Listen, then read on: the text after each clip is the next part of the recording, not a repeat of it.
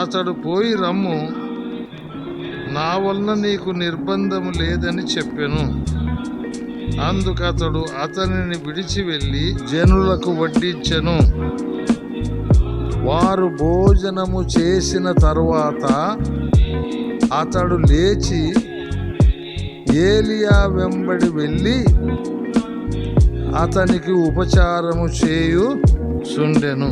చిన్న ప్రార్థన చేస్తాం.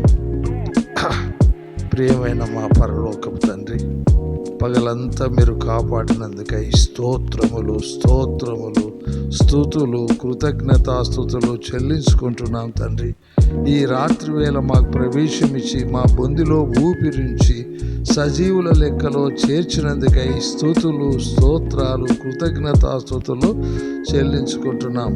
ఇంతవరకు మీ నామ సంకీర్తనము చేయగలిగినందుకై స్తోత్రములు ప్రభువా, స్తోత్రములు. విన్న శ్రోతలను కూడా ఆశీర్వదించి దీవించి మరి ఒకసారి నాయన నీ వాక్యపక్షంగా నిలబడుటకు మీరు ఇచ్చిన కృప అంతటికై స్తోత్రములు నాయన. వినే శ్రోతలను కూడా దీవించమని వేడుకుంటున్నాం.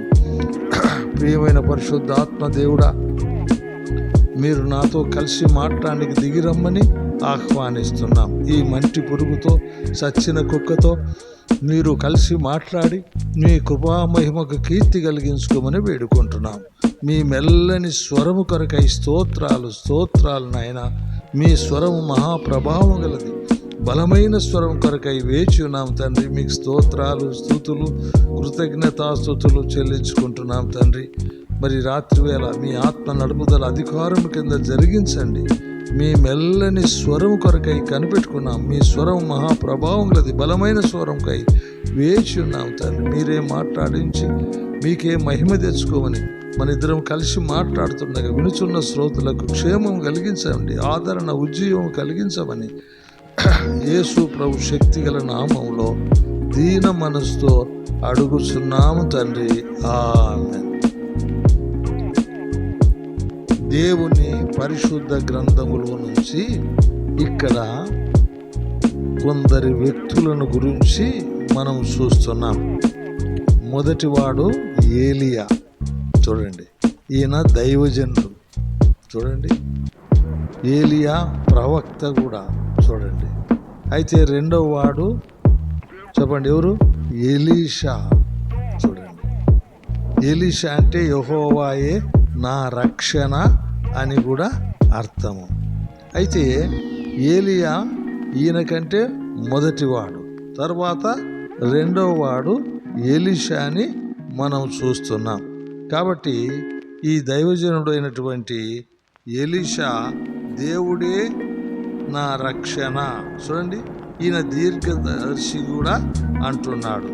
ఇంకొక మాట ఏమంటాడంటే ఈయన స్థితిమంతుడని దేవుని వాక్యంలో గ్రహించాడు. దేవుడు ఏలియాకు ఆజ్ఞాపించినాడు, ఏలీహును కూడా అభిషేకం చేయి, అజయ్యలను కూడా అభిషేకం చేయి, తర్వాత ఎలీషాను కూడా అభిషేకం చేయమని చెప్తే ఏలియా వెతుక్కుంటూ వచ్చాడు. ఏలియా వచ్చేసరికి అతడు ఏం చేస్తున్నాడు చెప్పండి? ఏలియా వచ్చేసరికి 12 అరకల ఎద్దులతో 12వ అరక తానే దున్నుతూ ఉన్నాడు.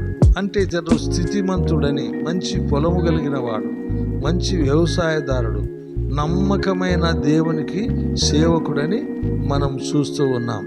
ఆయన ధనవంతుడని ఇంట్లో కూర్చునేవాడు కాదు, పని వారితో సమానంగా వచ్చి అరక దున్నుతూనే ఉన్నాడని దేవుని వాక్యంలో గ్రహించాడు. అందుకట్టి ఏలియా వచ్చి ఆయన మీద దుప్పటి వేస్తే దుప్పటి పరిశుద్ధాత్మకు సాదృశ్యంగా ఉందని దేవుని వాక్యం ద్వారా మనం నేర్చుకుంటున్నాం. అంటే ఎలీషా పనిలో ఉన్నాడా లేదా చెప్పండి? ఎలీషా సోమరి అండి? కాదు. ఎలీషా మంచి పనివాడు, యోగ్యుడు, స్థితిమంతుడు. 12 జతల ఎడ్లు అతడు ఉన్నాయి, 12వ వరకు తానే దున్నుతూ ఉన్నాడు. చూడండి, పని చేసే స్థితిలో ఉన్నప్పుడు ఏలియా వచ్చి ఆయన మీద ఏం వేసినాడు? దుప్పటి వేసినాడు. దుప్పటి వేస్తానే చూస్తారా మీరు? ఆయన గురించిన ఒక మాట మనం చూడండి. 19 వచనం 19. ఏలియా అచ్చటి నుండి పోయిన తర్వాత అతనికి షాపాతు కుమారుడైన ఎలీషా కనబడెను. అతడు తన ముందర ఉన్న 12 అరకల ఎడ్ల చేత దున్నించుచు 12వ అరక తానే తోలుచు ఉండెను. ఏలియా అతని చేరబోయి